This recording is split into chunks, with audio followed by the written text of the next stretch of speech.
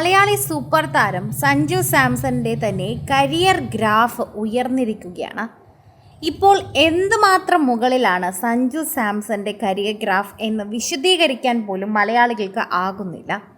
Cricket എന്ന നിലയിൽ ഇനി വരാനിരിക്കുന്നത് അദ്ദേഹത്തിൻ്റെ വർഷങ്ങളാണെന്ന് തന്നെ പറയേണ്ടതായി വരും.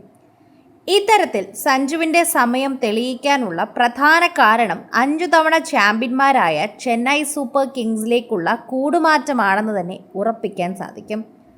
രാജസ്ഥാൻ റോയൽസ് വിട്ട് കാരണം CSKയിലേക്ക് എത്തിയ ശേഷം അദ്ദേഹത്തിൻ്റെ കരിയറിൽ വച്ചടി കയറ്റം തന്നെയാണെന്ന് പറഞ്ഞാൽ പോലും തർക്കിക്കേണ്ട ആവശ്യമല്ല.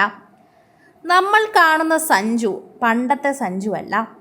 എല്ലാ വിമർശനങ്ങളും കേട്ട് ട്രോളുകൾ ഏറ്റുവാങ്ങി കളിയാക്കലുകളുടെ അറ്റത്തെത്തിയ സഞ്ജു തന്നെയാണ് ഇപ്പോൾ നമ്മുടെ മുന്നിൽ നിൽക്കുന്നത്. അതിന് ഒരു പ്രധാന പങ്ക് വഹിച്ചിട്ടുള്ള കാര്യം തന്നെ നമുക്ക് നന്നായി അറിയാം. അദ്ദേഹം ആരോടും പരാതി പറയാറില്ല, ആരോടും ദേഷ്യപ്പെടാറില്ല, ആരോടും അങ്ങനെ അധികം സംസാരിക്കാറില്ല. എല്ലാം ഒരു മയത്തിൽ പെരുമാറും. വളരെ ഇൻട്രോവേർട്ട് ആയിട്ടുള്ളൊരു വ്യക്തി. അങ്ങനെയാണ് സഞ്ജുവിനെക്കുറിച്ച് ആരോട് ചോദിച്ചാലും എല്ലാവരും പറയാറുള്ളത്. ഇതിനെക്കുറിച്ചാണ് പറയുന്നത്. ഈ തരത്തിൽ സഞ്ജുവിൻ്റെ സമയം തെളിയിക്കാനുള്ള പ്രധാന കാരണം 5 തവണ ചാമ്പ്യന്മാരായ ചെന്നൈ സൂപ്പർ കിങ്സിലേക്കുള്ള കൂടുമാറ്റമാണെന്ന് തന്നെ ഉറപ്പിക്കാൻ സാധിക്കും. എല്ലാവരും മനസ്സിലാക്കുന്നത് പോലെ തന്നെ സഞ്ജുവിൻ്റെ ഓരോ മാറ്റങ്ങളും ചലനങ്ങളും മനസ്സിലാക്കാൻ ഇവിടെ ആരാധകർ തന്നെ ഉണ്ട്.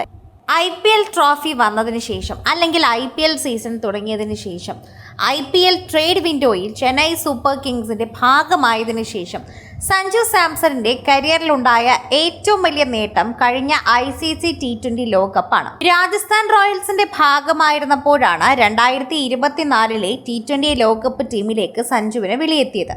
പക്ഷേ ഒരു മാച്ചിൽ പോലും അവസരം കിട്ടാതെ അദ്ദേഹം വാട്ടർ ബോയായി ബെഞ്ചിലിരുത്തി ഒതുക്കപ്പെട്ടു. പക്ഷേ CSKയിലേക്ക് ചേക്കേറിയ ശേഷം ഈ വർഷത്തെ T20 ലോകകപ്പ് സ്ക്വാഡിലെത്തിയ Sanju player of the tournament പുരസ്കാര ഹീറോയായി മാറി.